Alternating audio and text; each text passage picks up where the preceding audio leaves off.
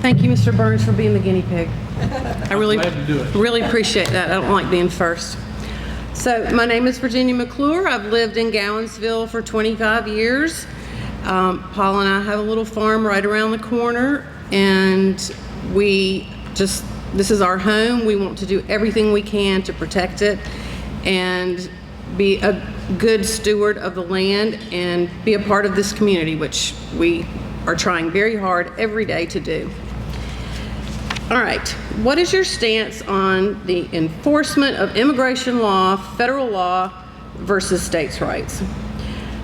I don't profess to be an expert on immigration law per se.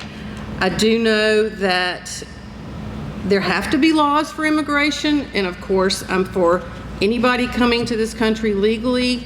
That's the way they should do it. But I am not in favor of the inhumanity and the viciousness or the callousness that we treat people when we're trying to arrest them, when we're trying to detain them, deport them. There needs to be humanity, caring, and that's the part that bothers me. Of course we need laws. Of course everything needs to be legal. And I don't know the ins and outs of immigration law. I just know what I feel in my heart, which is why we're here tonight. And we didn't know the questions beforehand, so we could speak from the heart.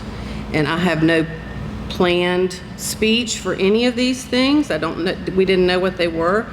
So that is my take on immigration law. I worry about our moral fiber and how we treat people, and I'm sure the law is there and they need to follow it. What is your position on proposed voter ID laws? I'm not quite sure, Frank, if you meant like federal laws that they were trying to pass, like the SAVE Act. I think the voter ID laws that we have now, where you have to present a photo ID, has been working, and it should continue to work. The SAVE Act was trying to really make it harder for most people, mostly women and poor people, by asking for more ID, more like a passport and other things, birth certificate, marriage certificate. It didn't pass, but I don't know if that's what you were kind of heading towards in this question.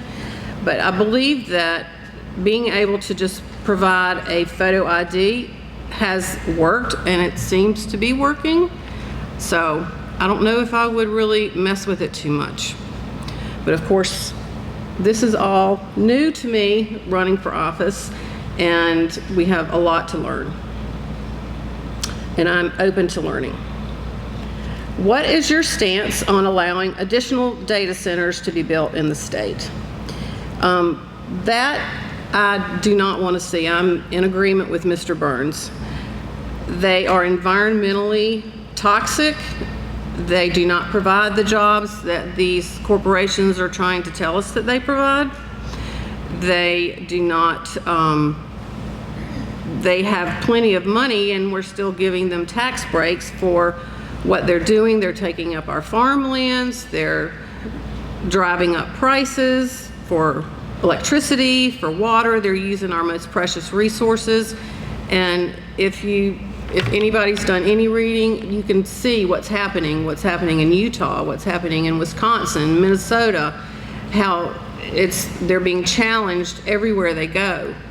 And it's hard to challenge a billionaire, but a lot of these communities are really banding together and making a difference in getting these stopped, which is, I feel, the way that we need to be going. Some are putting moratoriums on data centers for their areas, their cities, their counties, their states.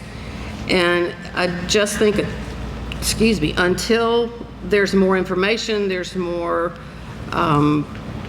investigation on these centers and their impact on the environment and the communities around them, that they need to just not be built yet until we know more. Do you support voters being able to elect judges rather than judges being appointed, and why? Yes, I think anytime the voters can be in on the process, I am for that. I think that's a good thing. Mr. Burns knew a lot about all the ins and outs of the process, but voting for anything is a plus to me.